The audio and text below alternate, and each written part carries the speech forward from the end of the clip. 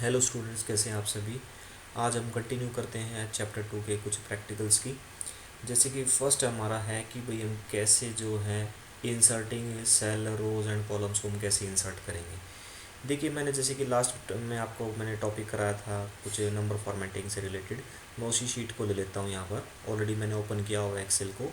अब हम क्या करेंगे कि हमें इंसर्ट नई रो कॉलम हमें इंसर्ट करनी है। तो इसके लिए आपको क्या करना पड़ेगा, होम टैब पे आप क्लिक करेंगे, ऑलरेडी क्लिक है। एंड देन उसके बाद हमें क्या करना है कि भी आप जो है आप यहाँ पर आप देखेंगे, होम टैब पे क्लिक करने के बाद आप सेल्स ग्रुप में जाएंगे। देखिए यहाँ पर आपको सेल्स ग्रुप आपको नज़र आ रहा होगा। ये देखिए आपका सेल्स ग्रुप है। इसकी हेल्प से हम क्या करेंगे, रोज एंड कॉलम्स को जो हम सेलेक्ट करेंगे। देखिए जैसे कि सेलेक्ट इंसर्ट सेल ऑप्शन। अब देखिए इंसर्ट सेल ऑप्शन को हम सेलेक्ट करेंगे। जो भी आपका जहाँ पर भी सबसे पहले हम किसी भी सेल पे हम क्लिक कर देते हैं। जैसे मान लीजिए मैंने B2 वाली सेल पे क्लिक कर दिया। अब हम क्या करेंगे, हम यहाँ सेल्स ग्रुप में जाएंगे, इंसर्ट टैब पे इंसर्ट ऑप्शन पे क्लिक करेंगे। इसके डाउन एरो पे आपको लिस्ट अपीयर होगी। अब हमें इंसर्ट क्या करना है, सेल इंसर्ट करनी है, शीट इंसर्ट करनी है, रो इंसर्ट करनी है या कॉलम इंसर्ट करनी है। ठीक है।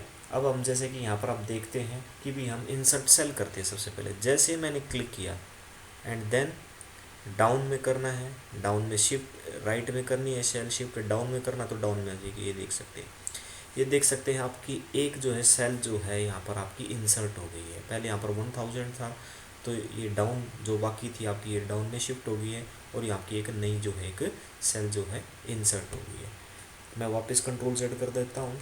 ठीक है, वापस आने के लिए। उसके बाद हम इंसर्ट करेंगे कि नेक्स्ट है हमारा कि भाई कैसे इंसर्ट रोज करेंगे। तो इसके लिए आप कोई भी किसी भी सेल को आप सेलेक्ट कर सकते हैं जहाँ पर मान लीजिए मेरे को A एंड B के बीच में एक कॉलम चाहिए है। ठीक है, तो इसके लिए फिर से हम जाएंगे, होम टैब ऑलरेडी सेलेक्टेड होना चाहिए, सेल्स ग्रुप में जाएंगे। सेल्स ग्रुप में जाने के बाद इंसर्ट टैब पे क्लिक करेंगे, इंसर्ट ऑप्शन पे क्लिक करेंगे and then insert sheet column पे हम क्लिक करेंगे। जैसे आपने इंसर्ट शीट कॉलम पे क्लिक किया तो आप देखेंगे बी एंड सी के बिटवीन में आपकी एक जो है, पहले हमारा यहाँ पर बी था लेकिन वो बीच में एक नई इंसर्ट हो गई है तो उसने उसकी जगह ले ली है। ठीक है, तो आपकी एक नई जो है कॉलम जो आपके बीच में इंसर्ट हो गई है। देखिए कॉलम आप सभी को पता है वर्टिकली आपकी कॉलम होती है।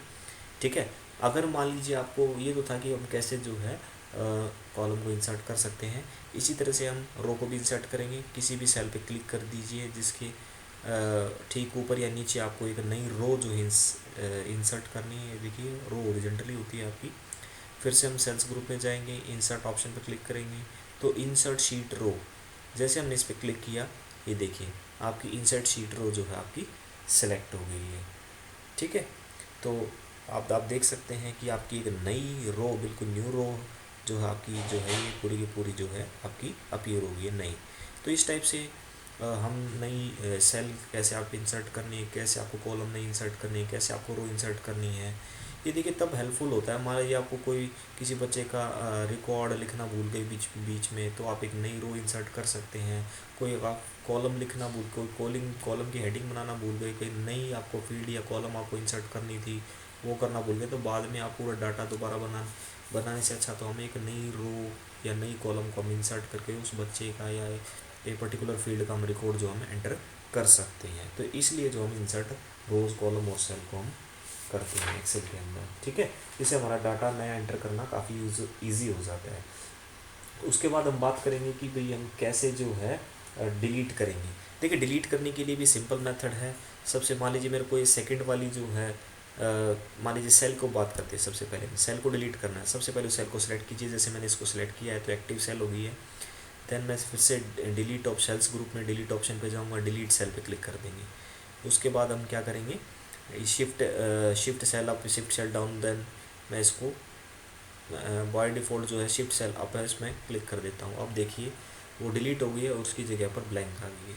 ठीक है ना, तो इस टाइप से हम किसी भी सेल को हम डिलीट कर सकते हैं। नंबर ऑफ़ सेल्स को भी डिलीट कर सकते हैं, आपको एक से ज़्यादा सेलेक्ट करनी होगी।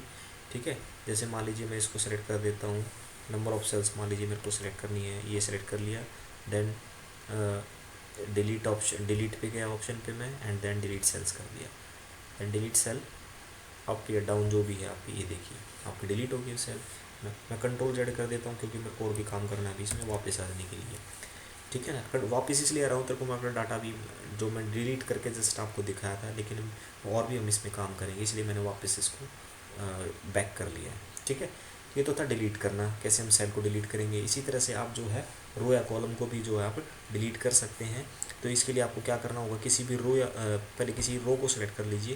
देखो जैसे मैंने 4 पे क्लिक किया है, ये 4 जो आपका रो हेडर है, इस पे जैसे क्लिक किया तो पूरी की पूरी रो आपकी जो है सेलेक्ट हो जाती है।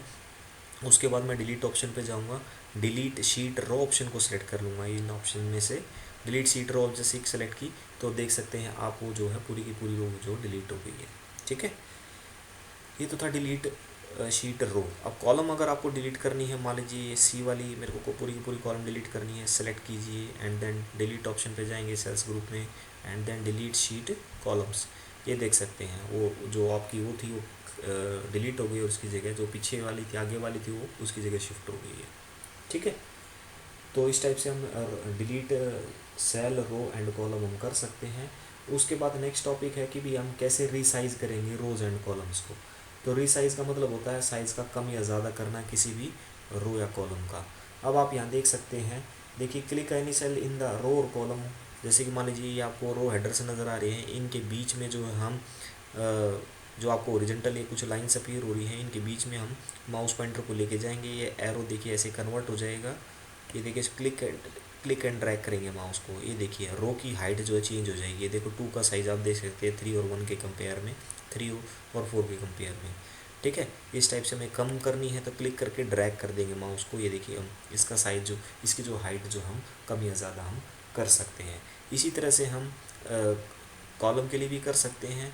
आप ए एंड बी के बिटवीन में जो आपको एक सेपरेटर लाइन सेपरेटर नज़र आ रही है, इसके बीच में हम माउस को पॉइंटर को लेके आएंगे।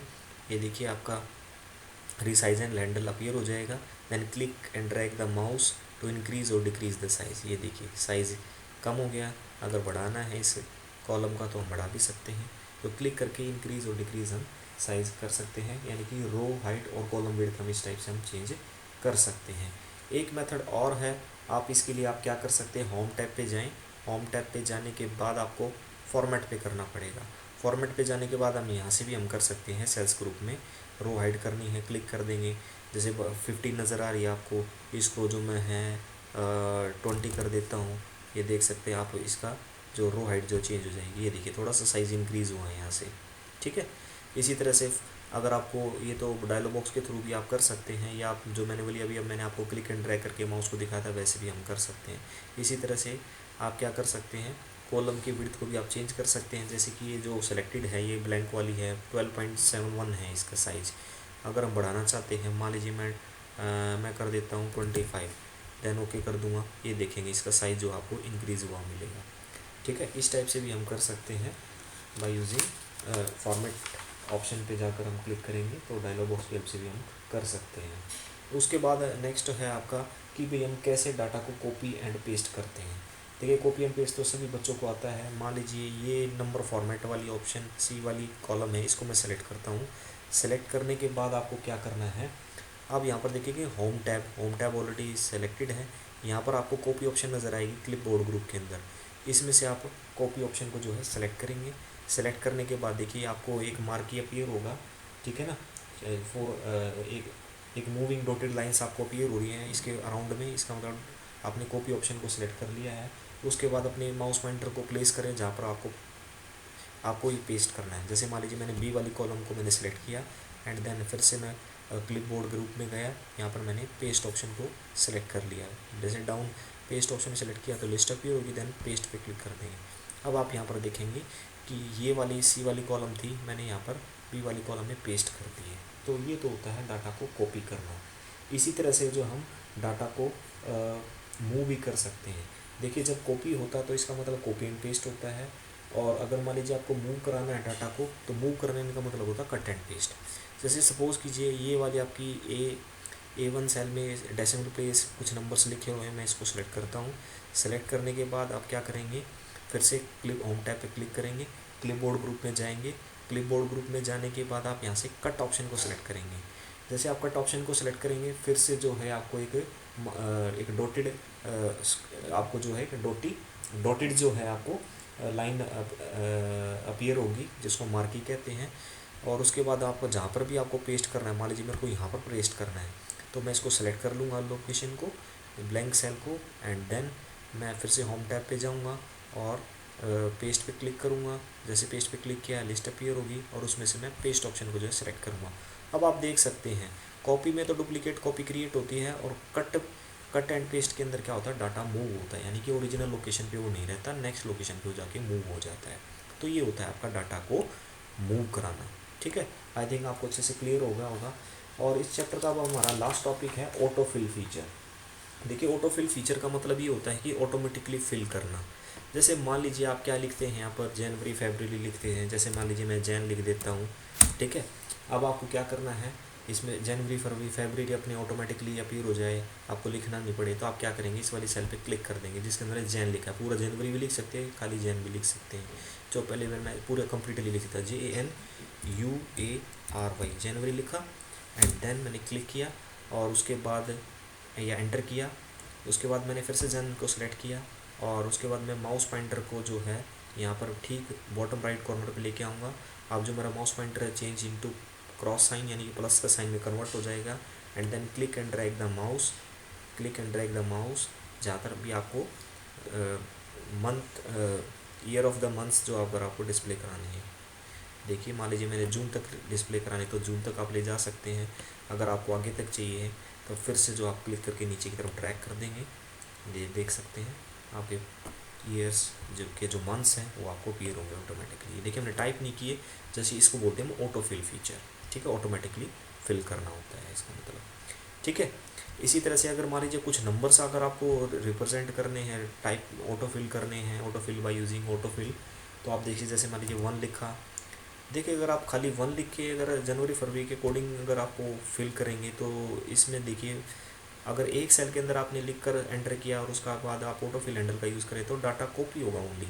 लेकिन इसके डिफ्रेंशिएट करने के लिए हमें यहाँ पर एक दूसरे सेल के अंदर भी 2 लिखना होगा। अगर आप एक नंबर ऑफ सीरीज रिप्रेजेंट कराना चाहते हो ऑटोमेटिकली, तो 2, तो आपको क्या करना होगा, किसी भी 2 सेल्स के अंदर कुछ नंबर्स लिखने होंगे। मान लीजिए 2 की टेबल लिखनी है तो 2 और 4 लिखना पड़ेगा, 3 की टेबल लिखनी है 3 और 6 लिखना पड़ेगा।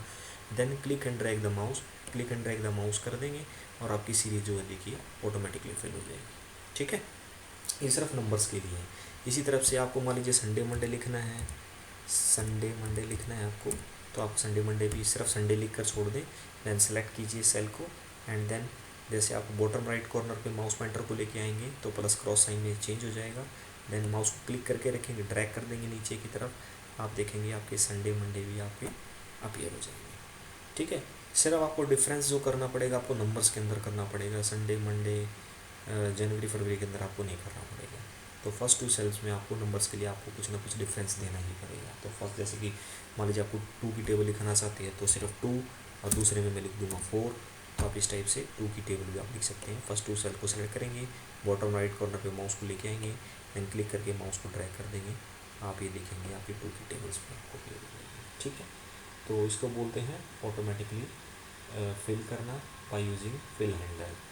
ठीक है, आई थिंक आपको क्लियर हो गया। तो बेटा आइए चैप्टर अब आपका कंप्लीट हो गया है। आप इसको जिन बच्चों के घर में सिस्टम है उनकी अच्छे से प्रैक्टिस करें। अगर फिर भी कोई प्रॉब्लम है तो मुझे ज़रूर बताना जब मैं आपकी क्लास में। ठीक है, okay bye and take care.